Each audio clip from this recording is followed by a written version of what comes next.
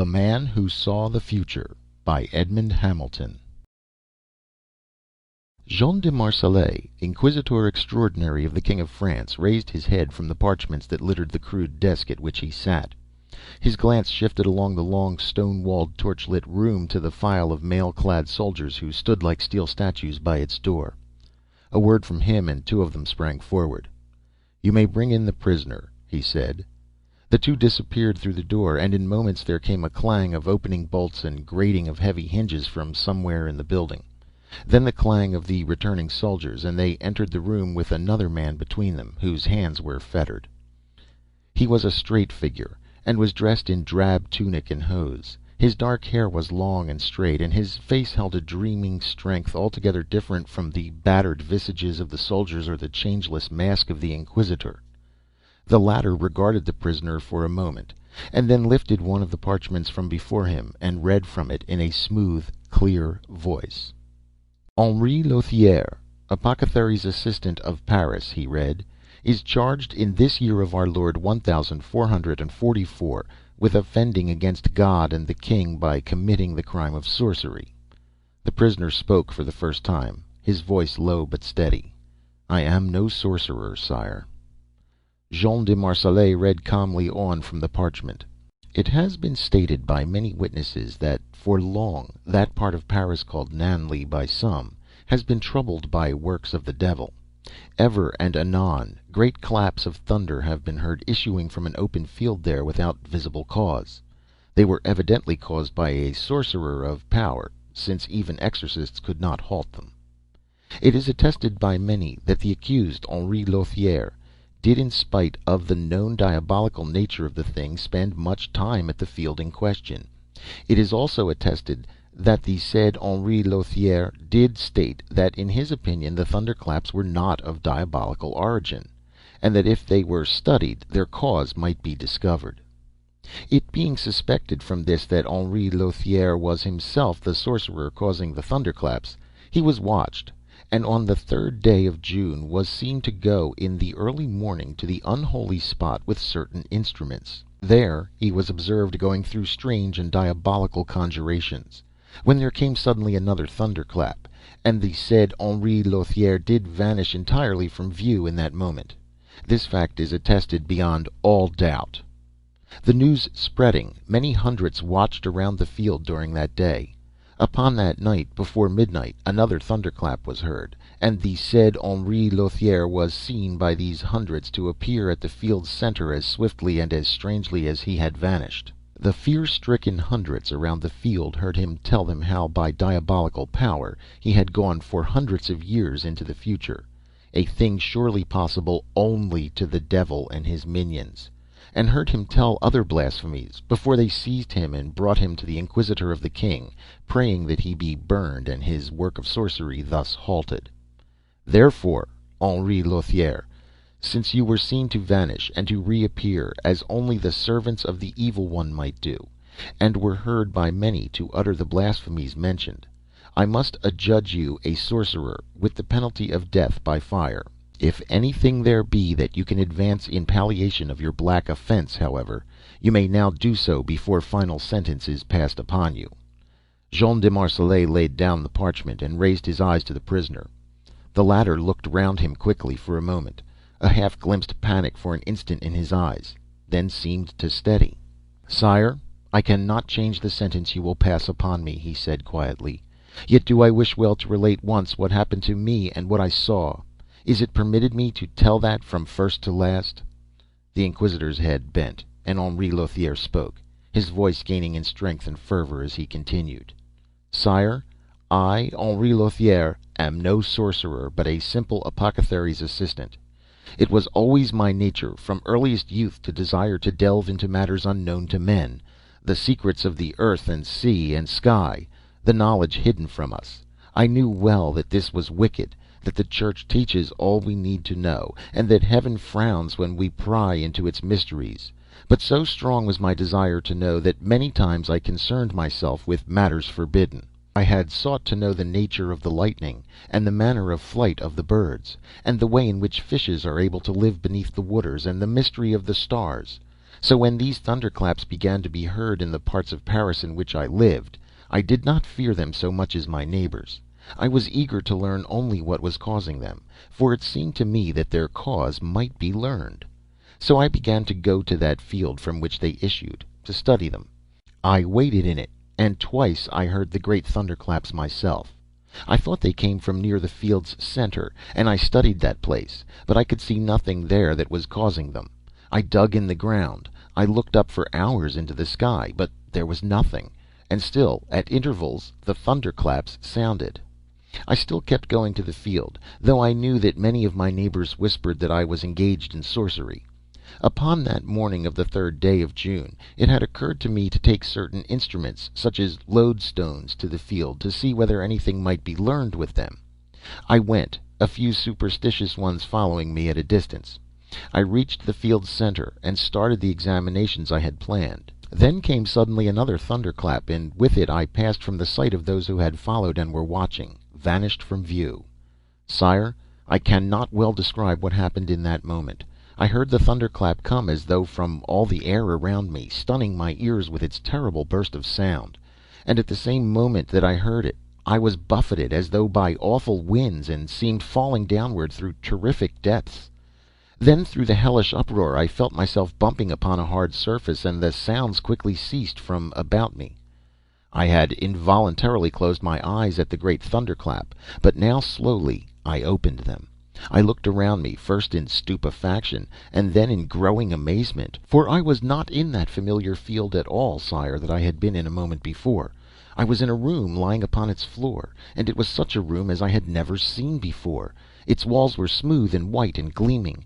There were windows in the walls, and they were closed with sheets of glass so smooth and clear that one seemed looking through a clear opening rather than through glass.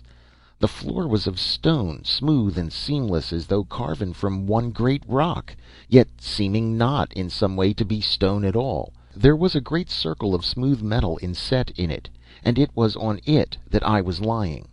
All around the room were many great things, the like of which I had never seen. Some seemed of black metal, seemed contrivances or machines of some sort, black cords of wire connecting them to each other, and from part of them came a humming sound that did not stop. Others had glass tubes fixed on the front of them, and there were square black plates on which were many shining little handles and buttons. There was a sound of voices, and I turned to find that 2 men were bending over me. They were men like myself, yet they were at the same time like no men I had ever met. One was white-bearded, and the other plump and bare of face. Neither of them wore cloak or tunic or hose. Instead, they wore loose and straight-hanging garments of cloth. They were both greatly excited, it seemed, and were talking to each other as they bent over me. I caught a word or two of their speech in a moment, and found it was French they were talking, but it was not the French I knew, being so strange and with so many new words as to be almost a different language. I could understand the drift, though, of what they were saying. "We have succeeded," the plump one was shouting excitedly. "We've brought someone through at last." "They will never believe it," the other replied. "They'll say it was faked." "Nonsense!" cried the first. "We can do it again, Rastin. We can show them before their own eyes." They bent toward me, seeing me staring at them. "Where are you from?" shouted the plump-faced one. "What time? What year? What century?" "He doesn't understand, Thicourt," muttered the white-bearded one. "What year is it now, my friend?" he asked me. I found voice to answer. "Surely, sirs, whoever you be, you know that this is the year 1444, I said. That set them off again into a babble of excited talk, of which I could make out only a word here and there. They lifted me up, seeing how sick and weak I felt, and seated me in a strange but very comfortable chair. I felt dazed. The 2 were still talking excitedly, but finally the white-bearded one, Rastin, turned to me. He spoke to me very slowly, so that I understood him clearly, and he asked me my name, and I told him. "Henri Lothiere," he repeated. "Well, Henri, you must try to understand. You are not now in the year 1444. You are 500 years in the future, or what would seem to you the future. This is the year 1944. And Rastin and I have jerked you out of your own time across 5 solid centuries," said the other, grinning. I looked from one to the other. "Messieurs," I pleaded, and Rastin shook his head. "He does not believe," he said to the other. Then to me, "Where were you just before you found yourself here, Henri?" he asked. "In a field at the outskirts of Paris," I said. "Well, look from that window and see if you still believe yourself in your 15th century Paris." I went to the window and looked out. Mother of God, what a sight before my eyes! The familiar gray little houses, the open fields behind them, the saunterers in the dirt streets. All these were gone. It was a new and terrible city that lay about me. Its broad streets were of stone, and great buildings of many levels rose on either side of them.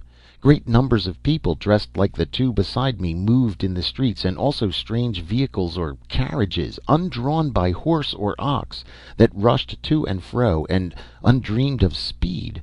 I staggered back to the chair. "You believe now, Henri?" asked the white-beard Rastin kindly enough, and I nodded meekly. My brain was whirling. He pointed to the circle of metal on the floor and the machines around the room. "Those are what we used to jerk you from your own time to this one," he said. "But how, sirs?" I asked. "For the love of God, how is it that you can take me from one time to another? Have ye become gods or devils?" "Neither one nor the other, Henri," he answered. "We are simply scientists, physicists, men who want to know as much as man can know, and who spend our lives in seeking knowledge." I felt my confidence returning. These were men such as I had dreamed might some day be. "But what can you do with time?" I asked. "Is not time a thing unalterable, unchanging?" Both shook their heads. "No, Henri, it is not. But lately have our men of science found that out." They went on to tell me things that I could not understand. It seemed they were telling me that their men of knowledge had found time to be a mere measurement or dimension, just as length or breadth or thickness. They mentioned names with reverence that I had never heard: Einstein, De Sitter, and Lorentz. I was in a maze at their words. They said that just as men use force to move or rotate matter from one point along the three known measurements to another, so might matter be rotated from one point in time, the fourth measurement, to another, if the right force were used. They said that their machines produced that force, and applied it to the metal circle from 500 years before to this time of theirs.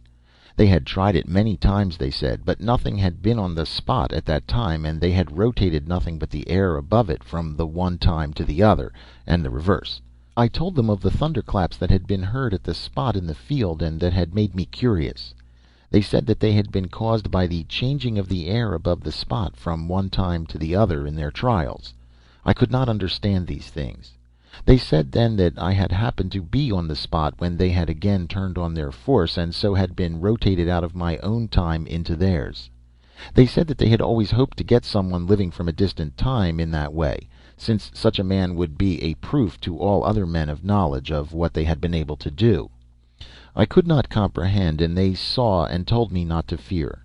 I was not fearful, but excited at the things that I saw around me. I asked of those things, and Rastin and Thicourt laughed and explained some of them to me as best they could. Much they said that I did not understand, but my eyes saw marvels in that room of which I had never dreamed. They showed me a thing like a small glass bottle with wires inside, and then told me to touch a button beneath it. I did so, and the bottle shone with a brilliant light exceeding that of scores of candles. I shrank back, but they laughed, and when Rastin touched the button again, the light in the glass thing vanished. I saw that there were many of these things in the ceiling. They showed me also a rounded black object of metal with a wheel at the end. A belt ran around the wheel and around smaller wheels connected to many machines. They touched a lever on this object, and a sound of humming came from it, and the wheel turned very fast, turning all the machines with the belt. It turned faster than any man could ever have turned it, yet when they touched the lever again, its turning ceased. They said that it was the power of the lightning in the skies that they used to make the light and to turn that wheel. My brain reeled at the wonders that they showed. One took an instrument from the table that he held to his face, saying that he would summon the other scientists or men of knowledge to see their experiment that night. He spoke into the instrument as though to different men, and let me hear voices from it answering him. They said that the men who answered were leagues separated from him. I could not believe, and yet somehow I did believe. I was half dazed with wonder, and yet excited too. The white-bearded man Rastin saw that, and encouraged me. Then they brought a small box with an opening, and placed a black disk on the box, and set it turning in some way. A woman's voice came from the opening of the box, singing. I shuddered when they told me that the woman was one who had died years before. Could the dead speak thus? How can I describe what I saw there? Another box or cabinet there was, with an opening also. I thought it was like that from which I had heard the dead woman singing, but they said it was different. They touched buttons on it, and a voice came from it speaking in a tongue I knew not. They said that the man was speaking thousands of leagues from us, in a strange land across the uncrossed Western Ocean, yet he seemed speaking by my side. They saw how dazed I was by these things, and gave me wine. At that I took heart, for wine at least was as it had always been. "You will want to see Paris, the Paris of our time, Henri?" asked Rastin. "But it is different and terrible," I said. "We'll take you," Thicourt said, "but first your clothes." He got a long light coat that they had me put on, that covered my tunic and hose, and a hat of grotesque round shape that they put on my head. They led me then out of the building and onto the street. I gazed astoundingly along the street. It had a raised walk at either side, on which many hundreds of people moved to and fro, all dressed in as strange a fashion. Many, like Rastin and Thicourt, seemed of gentle blood, yet in spite of this they did not wear a sword or even a dagger. There were no knights or squires or priests or peasants. All seemed dressed much the same. Small lads ran to and fro selling what seemed sheets of very thin white parchment, many times folded and covered with lettering. Rastin said that these had written in them all the things that had happened through all the world even but hours before. I said that to write even one of these sheets would take a clerk many days, but they said that the writing was done in some way very quickly by machines. In the broad stone street between the two raised walks were rushing back and forth the strange vehicles I had seen from the window. There was no animal pulling or pushing any one of them, yet they never halted their swift rush, and carried many people at unthinkable speed. Sometimes those who walked stepped before the rushing vehicles, and then from them came terrible warning snarls or moans that made the walkers draw back. One of the vehicles stood at the walk's edge before us, and we entered it and sat side by side on a soft leather seat. Thicourt sat behind a wheel on a post with levers beside him.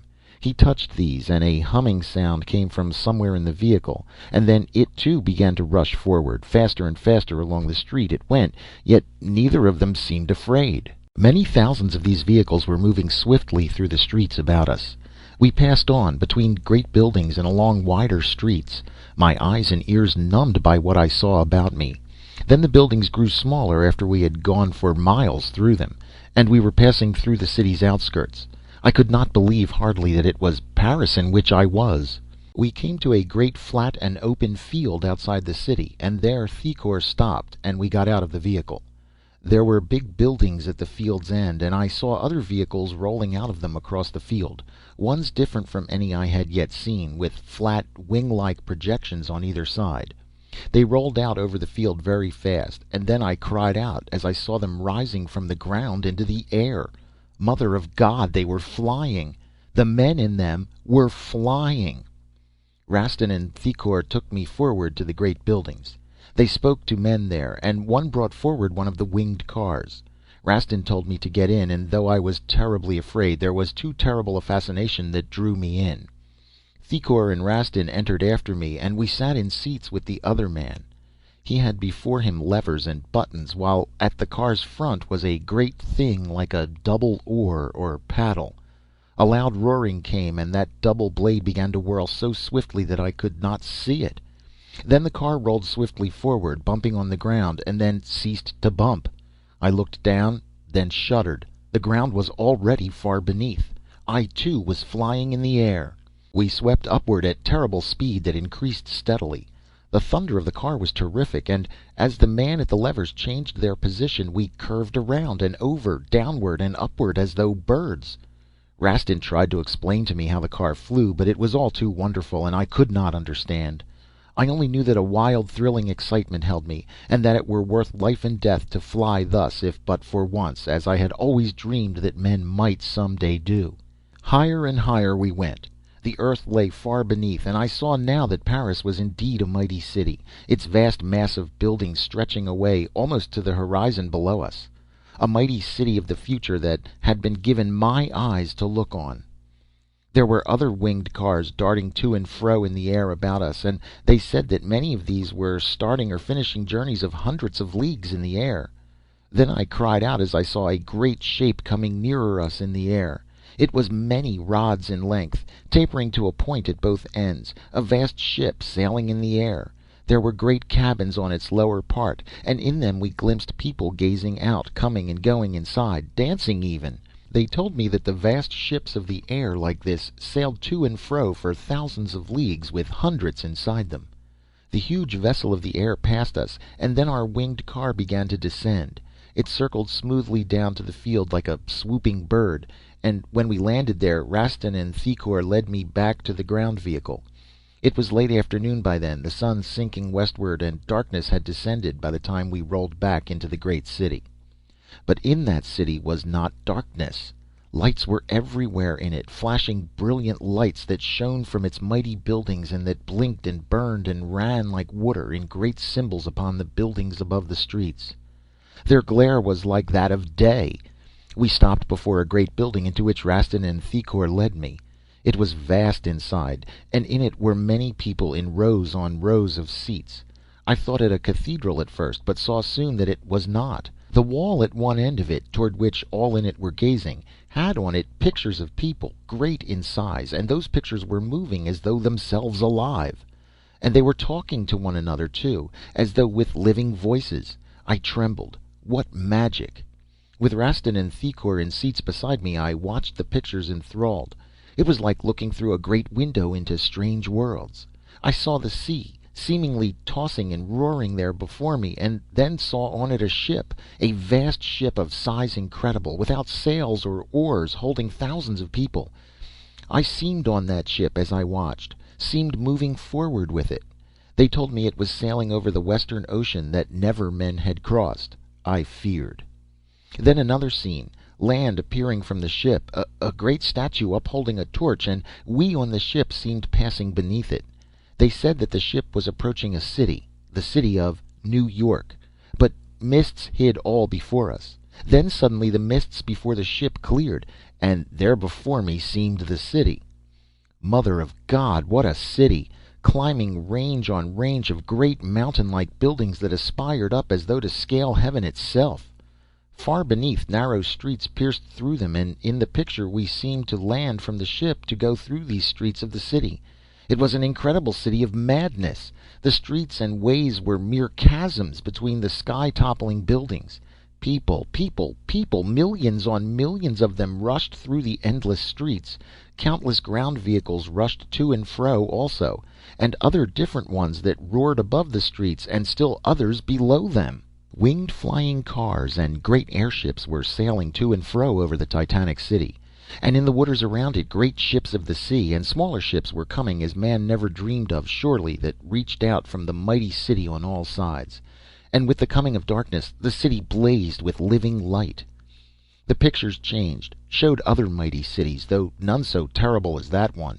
It showed great mechanisms that appalled me, giant metal things that scooped in an instant from the earth as much as a man might dig in days, vast things that poured molten metal from them like water, others that lifted loads that hundreds of men and oxen could not have stirred.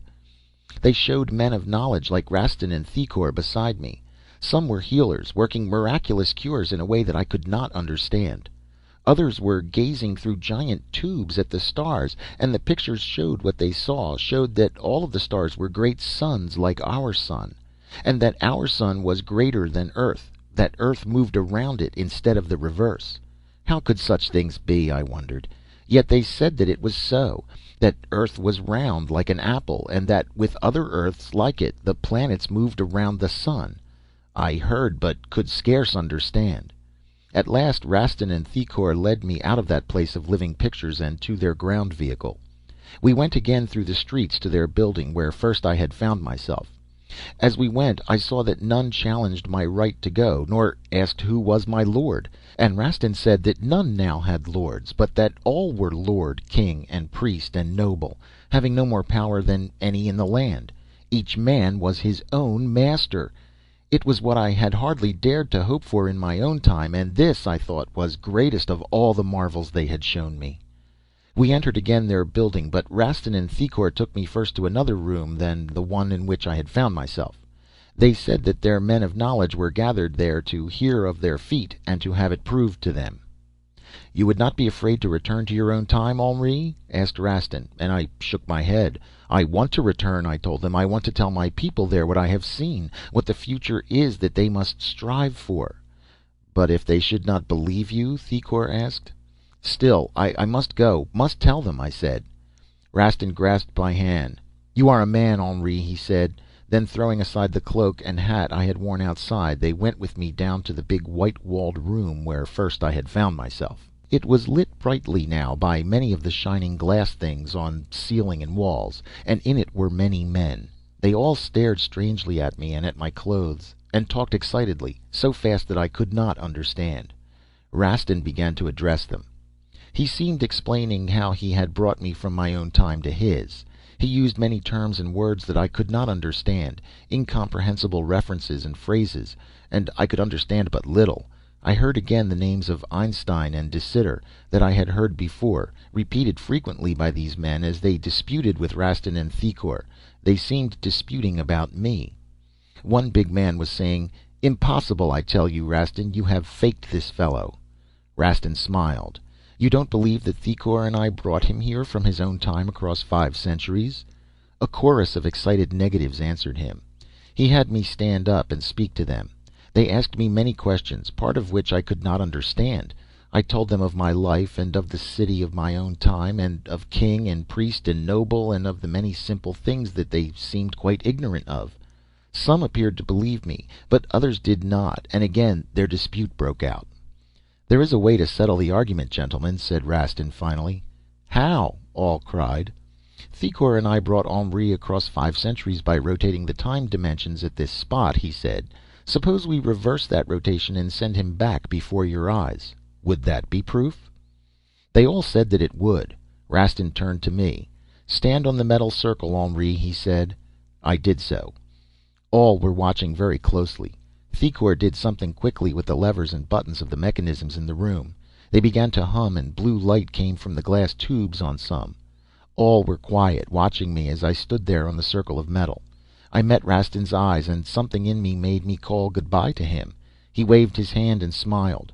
Thicourt pressed more buttons, and the hum of the mechanism grew louder. Then he reached toward another level.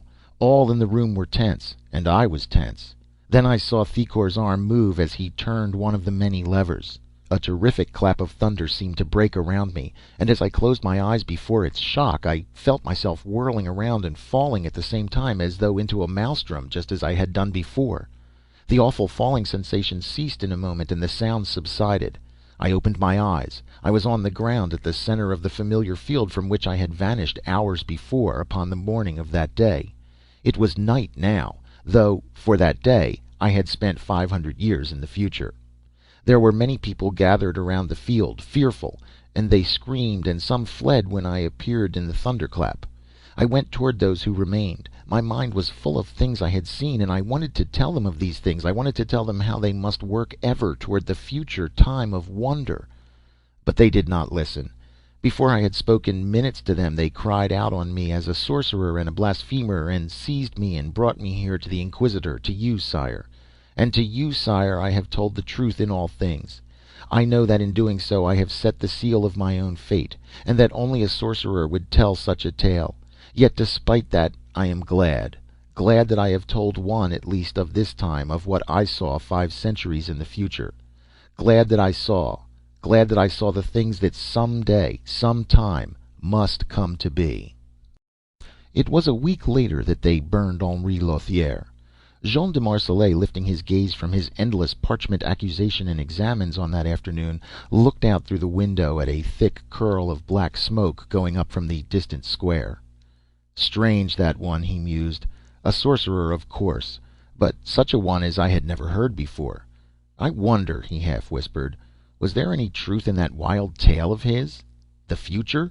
Who can say what men might do?" There was silence in the room as he brooded for a moment, and then he shook himself as one ridding himself of absurd speculations. "But tush, enough of these crazy fancies. They will have me for a sorcerer if I yield to these wild fancies and visions of the future." And bending again with his pen to the parchment before him, he went gravely on with his work.